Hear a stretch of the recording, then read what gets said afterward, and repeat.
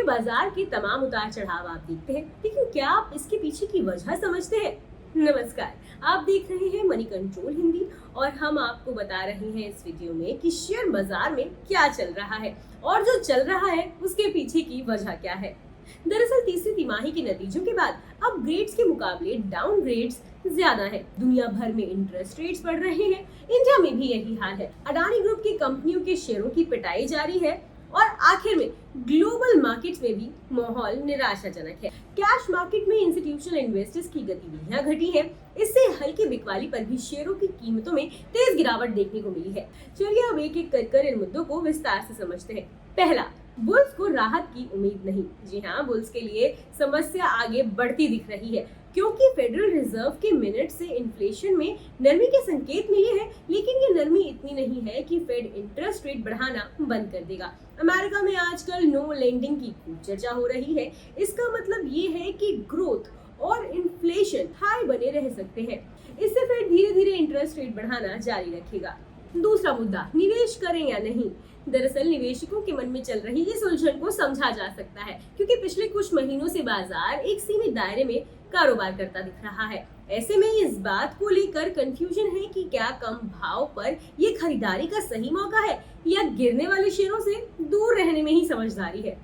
तो ऐसे में पीटर लिंच की ये सलाह आपके लिए काफी मददगार साबित हो सकती है। अगर आपको कोई कंपनी अट्रैक्टिव नहीं दिखती तो आपको अपने पैसे तब तक बैंक में रखने चाहिए जब तक आपको कोई कंपनी अच्छी नहीं मिल जाती।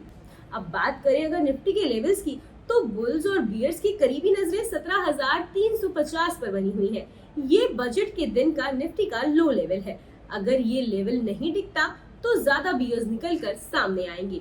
वहीं अगर बात करें बैंकिंग स्टॉक्स की, तो इस सेक्टर में काफी ड्रामेटिक यू टर्न देखने को मिला है। कुछ हफ्ते पहले मार्केट में ये चर्चा थी कि बैंक शेयरों की चमक बढ़ने जा रही है। सबसे चौंकाने वाली बात ये है कि ये वो सेक्टर है जिसमें हाल में सबसे ज्यादा अर्निंग्स अपग्रेड देखने को मिले थे। तो ये सवाल तो लाजमी है कि फिर इस बिकवाली की वजह क्या है। दरअसल ये माना जा रहा है कि बैंक डिपॉजिटर्स को अच्छे रेट्स ऑफर करेंगे, जिससे आने वाले दिनों में उनके नेट इंटरेस्ट मार्जिन में कमी आएगी।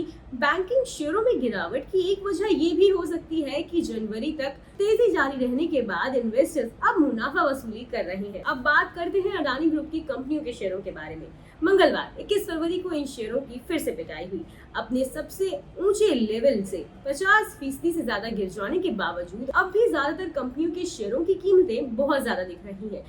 लेकिन कुछ कंपनियां हैं जिनकी वैल्यूएशन को अगर आप सस्ता नहीं कहें तो आपको फेयर तो कहना ही होगा। लेकिन यहाँ पे प्रॉब्लम ये है कि जब शेयर तेजी के दौरान बहुत चढ़ जाते हैं तो गिरावट की सिचुएशन में वो फेयर वैल्यू तक पहुंचने से पहले बहुत गिरते हैं। इसलिए जो निवेशक सही कीमत के इंतजार में हैं, उन्हें अंडर वैल्यूएशन की स्थिति का इंतजार करना होगा। अब बात करें अगर वोल्टास की, तो वोल्टास और एयर कंडीशनर बनाने वाली दूसरी कंपनियों के शेयरों में बुधवार यानी 22 फरवरी को मजबूती दिखी। इसकी वजह ये है कि मौसम विभाग ने गर्मी जल्द शुरू होने का अनुमान जताया है। इससे कूलिंग प्रोडक्ट्स की सेल्स बढ़ेगी। LIC ने हाल में वोल्टास में अपनी हिस्सेदारी 200 बेसिस पॉइंट्स बढ़ाई है। अब इस कंपनी में उसकी हिस्सेदारी करीब 9% पहुंच चुकी है। लेकिन याद रखें, ये मौसम विभाग की एक चेतावनी से सेक्टर को लेकर इन्वेस्टर्स की सोच एक रात में बदलने नहीं जा रही है। वोल्टास का शेयर पिछले एक साल से जूझता दिख रहा है। वो प्रॉफिट मार्जिन और मार्केट शेयर के बीच संतुलन बैठाने की कोशिश कर रहा है। दूसरे कूलिंग स्टॉक्स की भी यही कहानी है, सिर्फ ब्लू स्टार इसमें अपवाद है। मार्केट की इनसाइड खबरों के लिए सब्सक्राइब कीजिए हमारे चैनल को, साथ ही साथ बेल आइकन भी जरूर दबाएं ताकि अगली वीडियो का नोटिफिकेशन आपसे मिस ना हो। इसके अलावा आप हमें फेसबुक, इंस्टाग्राम और ट्विटर पर भी फॉलो कर सकते हैं।